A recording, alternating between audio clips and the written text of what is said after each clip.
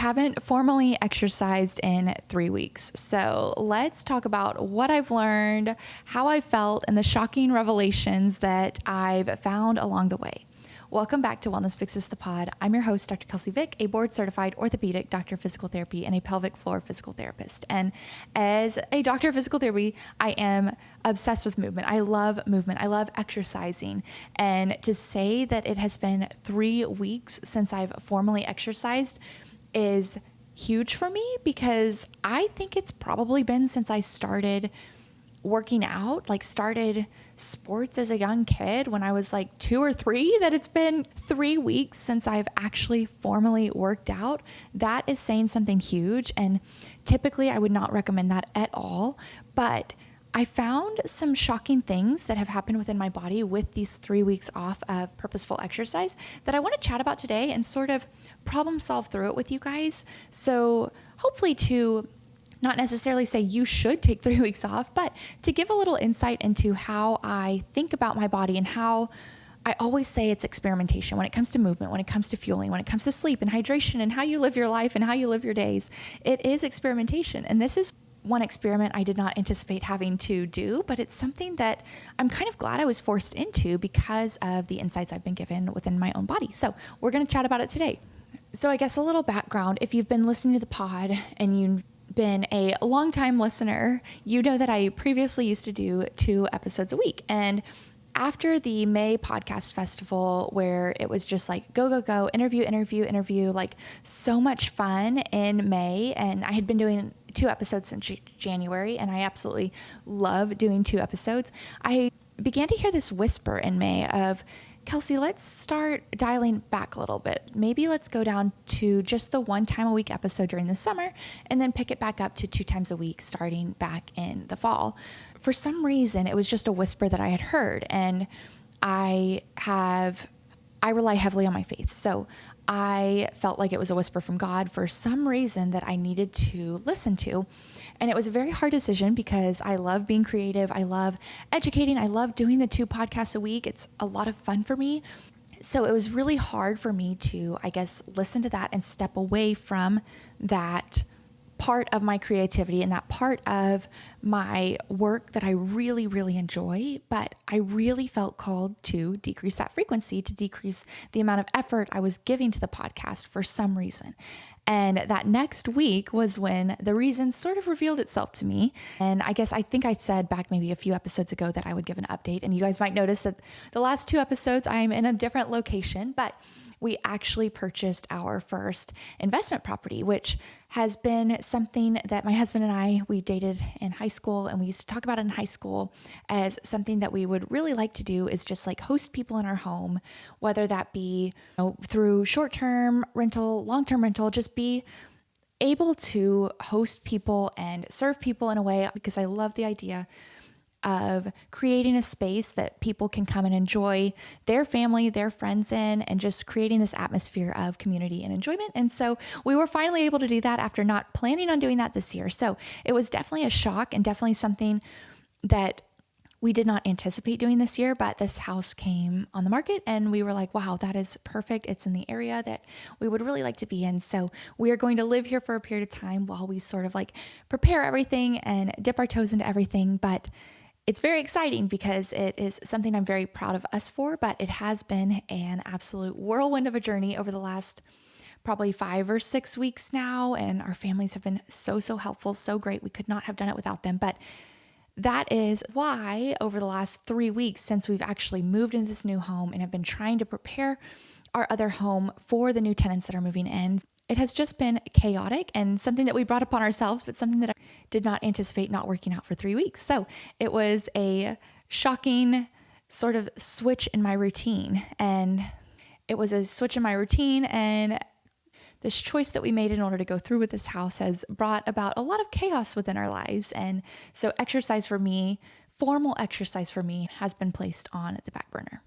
As a little bit of a side note, in August, I actually switched over our newsletter provider to Substack. And I'm not sure if you guys are familiar with Substack, but I've been really enjoying it as a consumer and then also as a creator too. It's more long form written content, but they do allow free newsletters. And so that is where I've migrated all of our newsletters over to, and I am going to actually start doing some sort of female founder type content, which that word is such a buzzword to me right now. And I love watching female founder content, but I feel like it's one of those words that is getting a little irritating in my brain because it's, I don't know. I have mixed reviews on the concept of a female founder, but I decided since we are going through a lot of change and we are doing some exciting things that both my husband and I have really wanted to do. And then also building this podcast and building this like community of people is so much fun for me. And I'm able to be so creative with it. I want to do more journaling about the process. So for others who want to possibly do the same thing or who are just curious about how it works, because I know I love that kind of content, but I also want something to look back on to be like, what are the mistakes I made? What are the challenges we went through? What lessons have I learned? Oh, look at little Kelsey. You know, I'm hoping to look back in like 5-10 years and see what I wrote and be like, wow, look how I've grown, or wow, what a silly girl, you know, thinking that she knew all back then. So I'm going to start putting out more of that sort of content on our Substack. So we are going to have our normal sort of newsletter content migrated over there starting in August. So those of you guys who are already subscribed probably saw our first newsletter through Substack, and you don't have to have the Substack app. It'll be no different on your end, but I did want to just like say I have been loving Substack. So if you want to migrate over there for some just like different sort of content that you might not be used to from other creators. And it's just such a positive environment, which I love. So I will also be starting to do more like personal female founder content over there as well too, if you want to subscribe to that. I'm going to keep it separate from the Wellness Girl Chat newsletters because I just feel like some people might not be interested in that. So yeah, if that's something you're interested in, I'll leave both of the links below, but because we're doing all of these fun things and in this period of massive creativity, massive change, and dreams coming true, I guess, I want to be able to document this. And we've already had so many challenges already, but it has been fun and just different lessons learned from different experts that I've talked to that I'll probably share over there. So if you want to join in on that, I'll leave both of those links below for the new newsletter platform that we're using, which nothing will change on y'all's end, but then also the female founder content if that is something that you guys are interested in. Okay, now back to the normal part of this episode, but I didn't exercise for 3 weeks because of all of that chaos and fun chaos. And I never want to feel like I'm complaining about it because we wanted this, we chose for this to happen, but it was chaos. And because of that, I didn't formally exercise for 3 weeks. And as a little bit of a disclaimer, I am one of those people. One of the like soapboxes that I'll stand on is that exercise has to be purposeful and it has to be goal oriented towards improving your health and wellness in some way. So mowing the lawn counts as movement, not formal exercise. Cleaning the house, movement, great, but it's not formal exercise.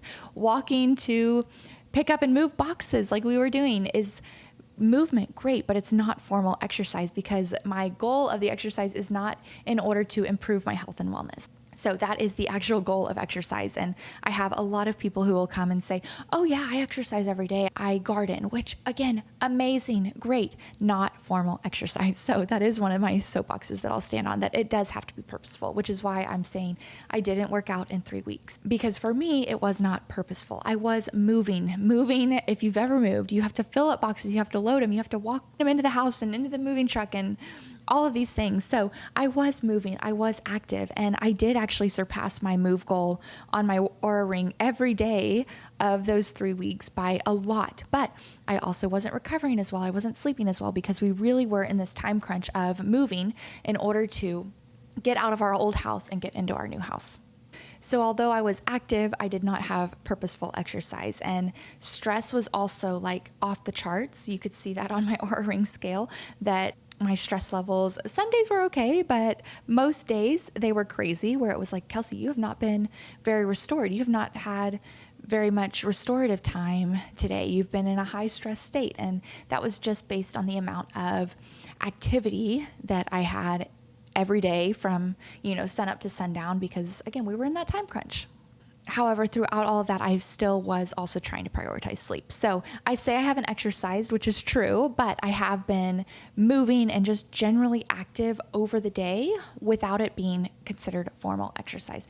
And our new neighborhood that we're in is walkable. So we have been going on walks to a coffee shop. But again, not necessarily purposeful exercise for me. And it's not lengthy walks, like half a mile there, half a mile back. It's really nothing crazy. But I guess as a little disclaimer, if you consider exercise as something that's just generally moving throughout the day, maybe I have exercised over the last 3 weeks, but for me, it has to be purposeful exercise to improve my health and wellness in order for me to consider it exercise. So here are a few things I've noticed after 3 weeks off of not working out. And a lot of these objective measurements are based on my Oura ring, which I absolutely love. I'm obsessed with Oura rings, but what I've noticed is that my cardiovascular age has decreased actually, which is a good thing. So it says my cardiovascular age previously in this high stress state, it was maybe 5 years younger and now it's like 6 years younger. So it has actually decreased, which is a good thing, right? You want your heart health to be younger than your actual age. That's usually a good thing. And so throughout these 3 weeks, my cardiovascular age has actually decreased, which is a good thing. My resting heart rate has continued to stay low, but it has stayed lower than normal in my luteal phase. So in my follicular phase, oftentimes my heart rate ranges from like low to mid 30s, I'd say, which a lot of that is genetic and some of that is training. My resting heart rate is a variable that I know responds very favorably to the right type of cardiovascular training. So I had been doing that for 12 weeks prior to the move. And my goal was really to see that number change and that number to get a little bit healthier because it had been creeping up. A lower resting heart rate in general is indicative of a more efficient heart, right? Because if it's not having to pump for as many beats and still deliver the same amount of oxygen to the working muscles and organs and working parts of our body, that's a good thing. We're able to do the same amount of things with the same amount of oxygen, the same amount of blood being delivered, the same amount of cardiac output without as many beats per minute, because typically our stroke volume increases when we are working our heart muscle. So typically in my follicular phase, it's in the low to mid 30s, and in my luteal phase, which is that back half of my cycle, it'll rise up to like low to mid 40s, which was a very typical pattern for me and very typical based on what we know happens physiologically within our body and our cycles. I have a lot of episodes on the menstrual cycle and the physiological effects and the neurological effects and the psychological effects of different phases of our menstrual cycle and different hormones. So if you're interested in those, I'll try and leave those links below too, because it's so interesting and something that you can find a lot of different patterns within your body if you understand what's happening to your body physiologically. So what was very interesting to me is without these 3 weeks of exercise, what happened was my resting heart rate actually stayed in the 30s and my luteal phase as well. So this one's kind of puzzling to me a little bit. It still raised up a little bit. So maybe it was in the high 30s versus like the low to mid 30s in my follicular phase, which again is that front half of my cycle, but it still didn't raise up to that like 42, 43 that it can get at night. I guess as a side note, that's usually when it happens, your lowest resting heart rate at night, because again, you're relaxed. So that's typically when Aura will catch my lowest resting heart rate. But it will typically be in those low 30s to mid 30s range at the first half, and it actually stayed in that range, maybe up to the high 30s in that luteal phase. So something interesting that I'm watching for based on these two cardiovascular variables, the intensity of my workouts mixed with my sleep and my recovery and my stress, because I really do feel like because my body was so stressed, backing off of that purposeful movement was actually healthy for me and for my heart. So something that was just very interesting to me, because I had been training and I'd been running more. I'd been doing that cardiovascular training more in order to lower it. But what really also helped was having that right balance of activity and recovery, especially during a chaotic moving phase.